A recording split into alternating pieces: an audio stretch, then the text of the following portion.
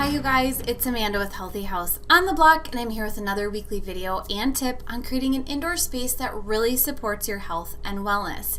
So one of the first videos that I did on YouTube was about homemade laundry detergent, and I'm going to revisit that today.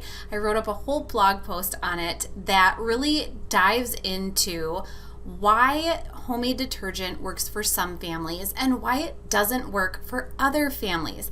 I am going to take you through all of the ingredients that we typically add to homemade laundry detergents, and I'm also going to share with you the detergent that I use now. I have been on both sides. I've done homemade laundry detergent and I've purchased my own from the store or ordered it, and it really seems to go along with my season in life. Right now I'm in a busy season with my kids and doing lots of laundry, and so I have opted to just purchase my laundry detergent for now, and I'll share with you more about that. But what this post is really about is how to make homemade laundry detergent work for you if you choose to do that at home. There's a couple components that really come into play that we're going to go through. So if you are someone who likes to read the blog post, click the links, dive deeper into the topic, I would invite you to go to this week's blog post linked at the bottom of the video description. Otherwise, I am going to take you through bite-sized slides that cover the whole blog post start to finish in a video format. So I never thought that homemade laundry detergent would end up being such a hot button issue for so many people until I posted about it 2 years ago. I think that when we like something we're doing and we feel like it's a good fit for us, it can be a touchy subject to discuss with those of differing opinions. And to be honest, I've been on both sides of the homemade laundry detergent debate. I've used homemade laundry soap for years at a time, and I've also purchased my non-toxic laundry detergent from companies. And while I do have a preference for our home and laundry, I really don't have a preference on what you or other families use as long as it's a non-toxic option. I'm a huge fan of just doing what is best for your family, and I preach this to my kids when they ask about why a friend's family does or doesn't do something that we do. I think we can all stand to hear this from time to time.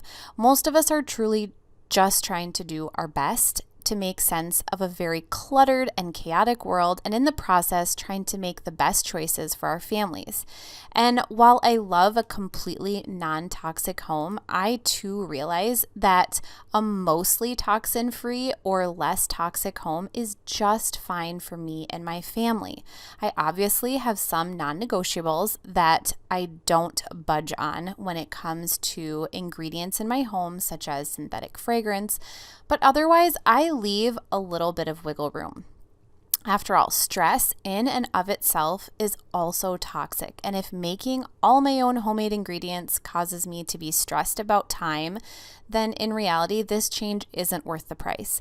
I promise you, I won't judge you or your family if you don't buy all completely toxin-free organic products, wear only organic clothing, or even sleep on a completely toxin-free mattress, because I don't either. But what I will offer you are ways to make your home as low toxin as possible in terms of what works for your family. And so while I may not use homemade laundry detergent, I do think it works for some people and homes really well. You just have to know exactly what those conditions are in order to actually get your laundry clean, which is what this post is all about. So let's take a look at the ingredients that are in most homemade laundry detergents. So washing soda is the first one. The science behind washing soda is that it's made of sodium carbonate. Sodium carbonate is used as a cleaning agent, which softens the water. When the water becomes softened with the sodium carbonate, it also allows other cleaning ingredients to lift soil from the fabrics. The washing soda basically grabs the metals and minerals in the water and keeps them from adhering to the clothes. This allows soap to work much more effectively. Washing soda gets a 3 rating from the Think Dirty app for a potential mild skin irritation. An important tip is if your clothes are not well rinsed, the residue from the reaction between washing soda and minerals can be left on the clothing. This would make clothing feel rough and typically not very comfortable. Baking soda is sodium bicarbonate. Because this is food grade, it is considered 100% safe in terms of products and chemicals. Baking soda helps regulate the pH level in your washing machine's water by keeping it from being too acidic or too alkaline. An important tip is that the type of water you have in your washing machine makes a big difference when it comes to your clothes. The baking soda essentially makes any soap or detergent work more effectively, and it also reduces bacteria. In terms of your clothing, it acts as a softener. The baking soda in any rinse cycle will suspend detergent and mineral deposits within the water. This keeps them from redepositing onto the clothing, which would make them feel stiff. In your washing machine, baking soda is a great way to reduce suds and soap, and so it can help minimize excess soap, and it's great for high efficiency machines.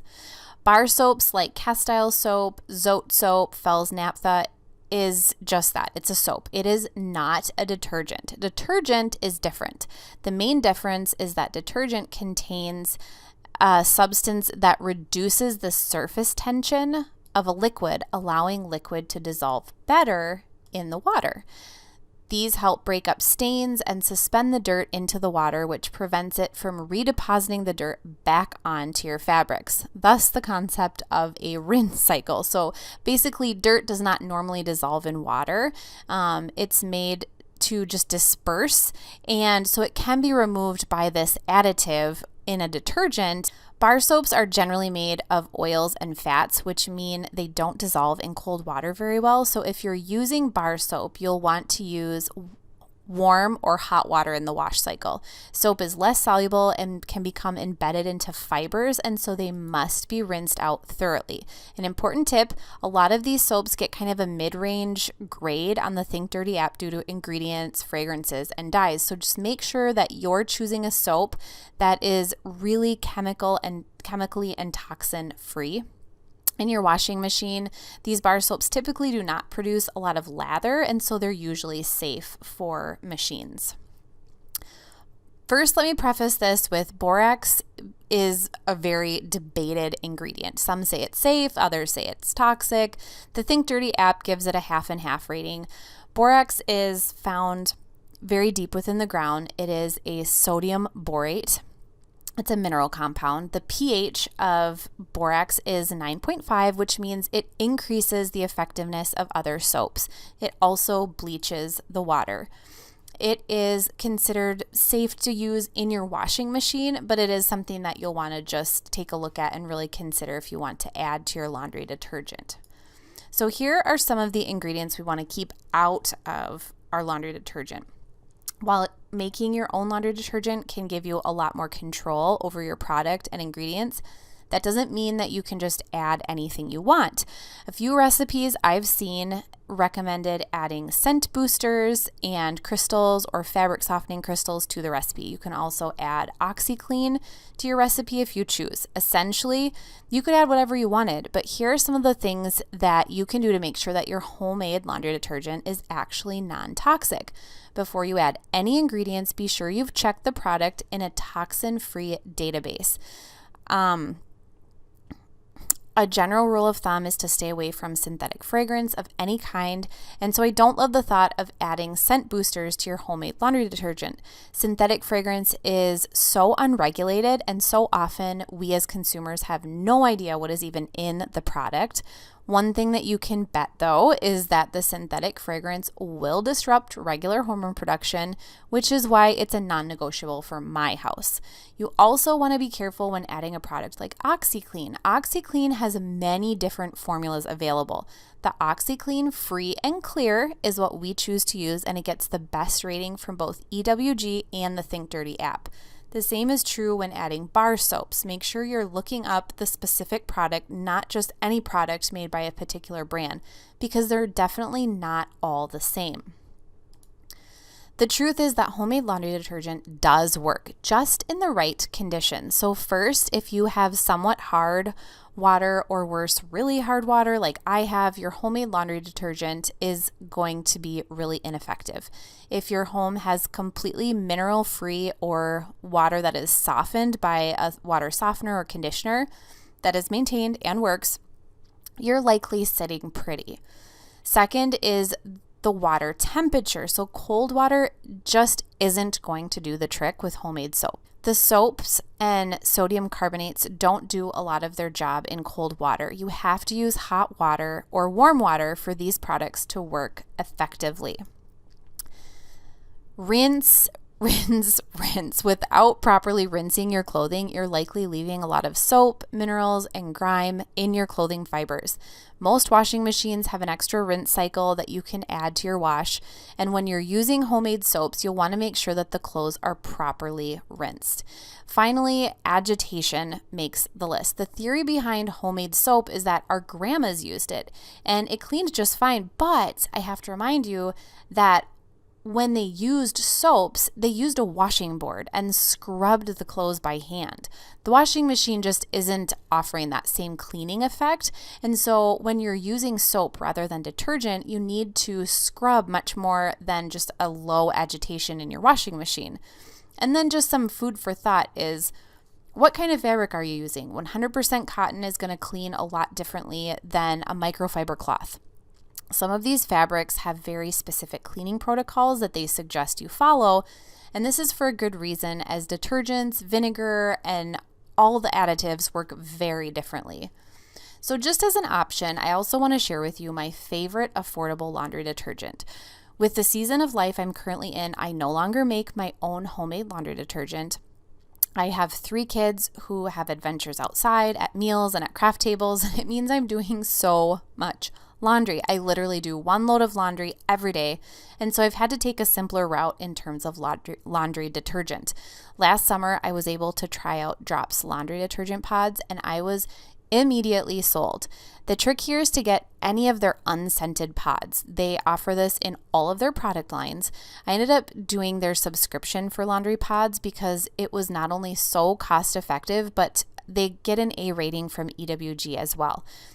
Plus, it's just so easy to toss in a non-toxic laundry detergent pod and be on your way. I also think this makes it incredibly easy for kids to help out with laundry too, because there's no more measuring or spilling. So I actually packed a few pods to take with us on vacation this last spring, so we didn't have to bring dirty laundry home, and it was so convenient. It's going to be hard to convince me to try anything else but Drops anymore. They also were very kind and gave me a coupon code. So the coupon code is HHOTB25. And that is for your first order, you get 25% off. After that, you can use HHOTB15 for 15% off any order you make in the future. So because laundry is a daily occurrence in my house, it really does matter what I'm putting in my washing machine and on our clothes. Clothes next to our skin all day, surrounding our body, and what we lay on at night that's been laundered matters. This means whatever is in our laundry detergent is around us constantly, potentially exposing us to toxins on a regular basis. So whether you choose to go the route of homemade laundry detergent or purchasing your own, you make sure you're eliminating as many toxins as possible and you'll be good. It will be a huge benefit to the health of you and your family. So whether you make your own laundry detergent, you want to make your own laundry detergent, or you've decided never to make your own laundry detergent again, I hope that that information was helpful in understanding why it works for some of us and why it doesn't work for everybody, and then those non-toxic ways to make your own laundry detergent. If you guys have any questions or comments, please feel free to leave a comment here, send me an email. Otherwise, I'll be back again next week with another healthy house tip on creating an indoor space that really supports your health and wellness.